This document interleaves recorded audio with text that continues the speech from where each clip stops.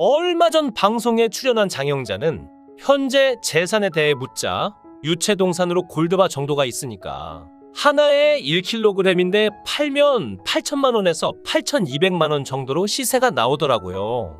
그거 하나 팔면 서너 달은 사니까. 그리고 또 골동품이죠. 한 2,000점은 여전히 있습니다. 아주 보수적으로 계산을 한다고 해도 한 2천억 원 정도 되지 않을까요? 라고 답했습니다. 그녀는 태생부터 불을 가지고 태어난 걸로 알려졌는데 광주에서 그녀 집안의 땅이며 건물이 어릴 때부터 상당했다고 전해진 바 있죠. 오늘은 장영자의 사위라는 이유로 평생을 고통받았던 배우 김주승이 45세라는 젊은 나이에 생을 마감하면서도 왜 그토록 쓸쓸하게 최후를 맞이할 수밖에 없었는지 알아보겠습니다. 장영자는 숙명여대 재학 당시 학교에서도 꼽히는 외모로 유명했고 그런 세련된 외모와 머리가 금융범죄에 꽤 영향을 주었다고 알려졌는데요. 장영자는 숙대 메이퀸으로 뽑힐 정도의 미모였고 화술이 좋았습니다. 이철이를 만나기 전까지 사교계의 여왕이었는데 이철이와는 세 번째 결혼이었죠. 장영자는 한 달 생활비만 3억 9천만 원에 달하는 초호화 생활을 누린 것으로 알려졌습니다. 또한 희대의 어음 사기를 벌인 당시 결코 사기를 한 적이 없다. 구속되는 바람에 부도가 나고 피해 기업도 생긴 것이다라며 당당한 모습을 보였고 전두환 전 대통령이 자신을 곧 꺼내줄 것이라 믿었다고 합니다. 출소 후에도 숱한 문제를 일으키는 그녀. 왜 법은 그녀에게만 관대하여 특사와 가석방이라는 선물을 주었던 걸까요? 장영자에게는 아들과 딸까지 자녀가 둘이 있는데요. 아들은 차주옥이라는 한지붕세 가족에 출연했던 여배우와 연애를 해서 아이를 가졌고 차주옥은 미혼모가 되었습니다. 장영자의 아들은 어머니 장영자가 2000년에 국권 사기로 구속될 때 함께 잡혀갔다가 풀려났는데 그 후에 뺑소니 사고를 치고 외국으로 도망쳤는데요. 귀국 후 차주옥이 혼자 아이를 키우고 있다는 사실을 알고 혼인신고를 해서 법률상 부부가 되었지만 얼마 안 되어 장영자의 아들은 사망하고 맙니다. 장영자 딸은 배우 김주승과 결혼을 해서 사위가 되는 관계를 맺어 당시에 화제가 되었죠. 80년대 청춘 스타 김주승. 당시에는 말이 되지 않을 정도로 잘생긴 외모가 화제였던 인물이었죠. 잘생긴 외모만큼 그의 인생은 파란만장했던 것 같은데요. 김주승은 참으로 안타까운 인물이라고 할 수 있습니다. 아마 연기자로서만 계속 살아갔다면 더 오래 살았을 수도 있었을 겁니다.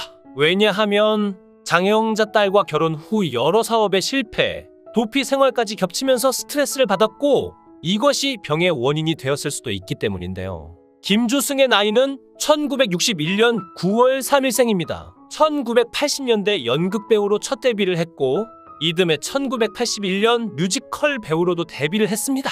학력은 국민대학교 사학과이지요. 김주승은 MBC 16기 공채 탤런트로 정식으로 데뷔를 했는데요. 드라마 첫사랑을 통하여 주인공 황신혜의 상대 역으로 사랑을 받았습니다. 이 드라마를 통하여 김주승은 청춘 스타로 자리매김했죠. 이후 순심이, 야망의 세월, 연인 등 멜로드라마의 남자 주인공으로 활약을 했는데요. 김주승 부인 김신아는 장영자의 딸입니다. 장영자는 제5공화국 권력형 금융비리 사건의 중심인물이죠. 이 때문에 김주승은 아내 김신아와 결혼 당시 세간의 화제를 모았는데요. 김주승은 장영자의 사위가 되면서 인생이 크게 변합니다. 연기자로서 승승장구를 했지만 이때부터 다양한 사업에 손을 대기 시작했기 때문이죠. 김주승은 1994년 장영자의 부도 사건의 여파로 미국으로 도피를 하는 등 시련을 맞았습니다. 당시 김주승의 사업도 잘 나가고 있었는데 부도가 났고 40여억 원의 거액 사기 혐의로 수배를 받게 되었는데요. 김주승은 1996년 미국 생활을 끝내고 다시 한국으로 돌아왔습니다. 역시 그에게 믿을 것은 연기밖에 없었지요. SBS 형제의 강을 통하여 성공적으로 재기를 했고 이후 드라마 제작자로 변신해 연기에 대한 열정을 불태웠습니다. 그런데 시련은 이때부터 찾아왔습니다. 1997년 신장암 판정을 받게 된 것인데요. 2002년 신장암 병세가 호전되면서 연예계 복귀와 사업 재개를 하면서 다시 활발한 활동을 시작했습니다. 또한 2003년 한국방송연기자협회 회장을 맡은 김주승은 자리를 이용해 캐스팅됐다는 말을 듣고 싶지 않다. 며 임기를 마칠 때까지 방송 활동을 전면 중단해 대중의 박수를 받기도 했는데요. 김주승은 자리를 내려놓은 뒤 연기 드라마 제작자 활동을 병행했습니다. 하지만 2007년 1월 결혼 17년 만에 아내와 이혼을 했고 이후 주변과의 연락을 끊고 투병 생활을 시작했는데요. 2007년 장영자의 딸과 이혼한 김주승은 지병인 신장암이 췌장암으로 재발해 주위 동료들과 연락을 끊고 요양 생활을 하다가 그해 7월 조용히 눈을 감았습니다. 김주승은 한때 깔끔하고 지적인 이미지로 8, 90년대 나름 잘 나가던 배우였는데 저 역시 그가 출연했던 드라마를 여러 편 봤던 기억이 납니다.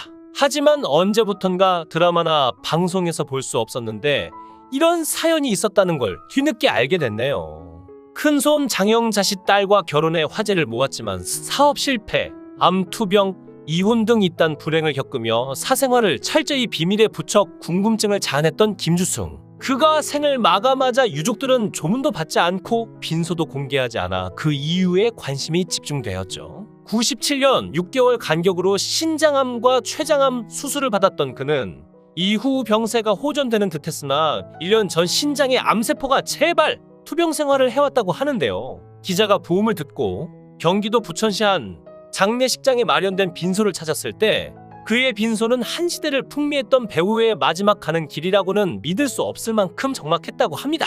입구에는 고인의 이름조차 적혀있지 않았으며 조문도 조화도 받지 않았죠. 김주승의 어머니와 친구 그리고 후배 몇 명이 신문에 부고도 내지 않은 채 그의 마지막 가는 길을 조용하게 배웅하고 있었을 뿐이었습니다. 다음 날이 돼서야 뒤늦게 소식을 듣고 찾아온 하이라, 김동현, 김정현, 오대규, 정보석 등 평소 고인과 가까이 지내던 동료들도 조문을 받지 않겠다는 유족 측의 간곡한 뜻에 따라 다시 발길을 돌려야 했다고 하는데요. 심지어 미국에 거주 중인 김주승의 아버지와 형제들, 또 지난 1월 이혼한 전처와 딸의 모습도 볼 수 없었죠. 이같이 조용히 장례를 치르는 이유에 대해 김주승의 동생은 이는 조용히 세상을 마감하기를 원한 고인의 뜻이었다. 형이 유언으로 조문을 받지 말 것을 부탁했다고 말했습니다. 그의 어머니도 아들의 마지막 모습을 다른 사람에게 보이기 싫다며 조문 받기를 거부했고 사남 일녀 중 끔찍하게 사랑했던 막내 아들의 죽음을 받아들이지 못해 친지들에게조차 사망 사실을 알리지 않았다고 합니다.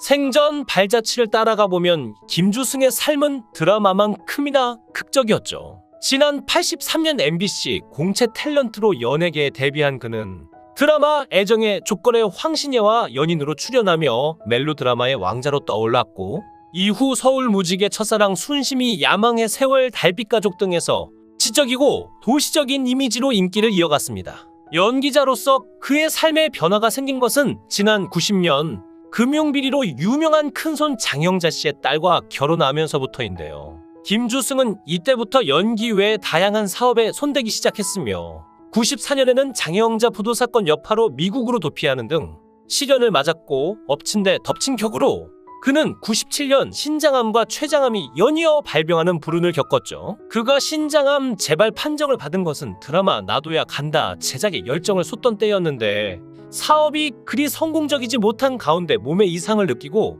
병원을 찾았을 때는 이미 신장암 말기였다고 합니다. 이에 앞서 그해 5월 연기자에서 드라마 제작자로 변신한 그에게 한 기자가 건강을 묻자 이미 완치가 된 상태다. 요즘은 살이 쪄서 다이어트를 해야 할 정도로 건강하다고 말했다고 하는데요.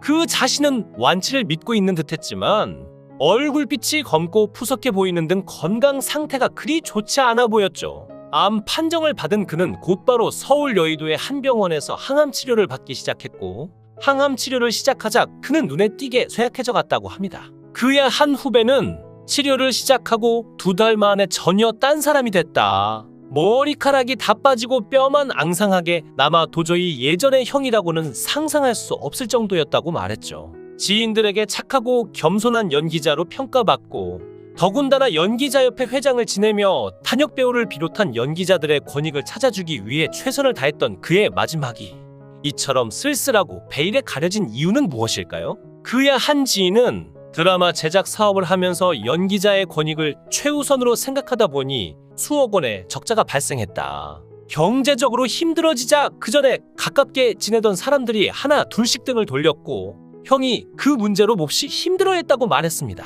남에게 신세를 지기 싫어하는 평소 그의 성격도 쓸쓸한 최후를 보내게 된 원인 중 하나라고 하는데요. 한 지인은 다른 사람에게는 너그러웠지만 스스로는 스트레스를 풀지 못하고 안으로 쌓아두는 성격인데 크게 암을 키운 것 같다. 힘든 일이 있을 때 드러냈더라면 본인이 좀 더 홀가분할 수 있었을 텐데 라며 말끝을 잇지 못했습니다.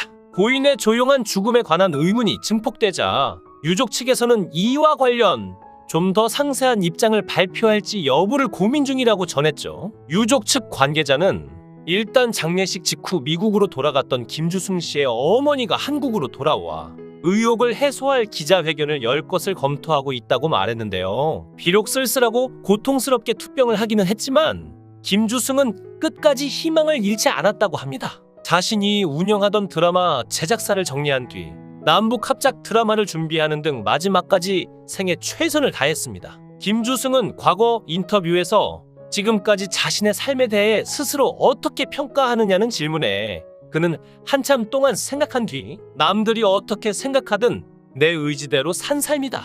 후회하지 않는다고 말했습니다. 불꽃 같은 삶을 살다 간 고인의 명복을 빕니다. 영상을 끝까지 시청해 주시고 귀한 시간 내주셔서 대단히 감사합니다. 구독, 좋아요 꼭 부탁드립니다. 더 좋은 영상으로 보답하겠습니다. 거원행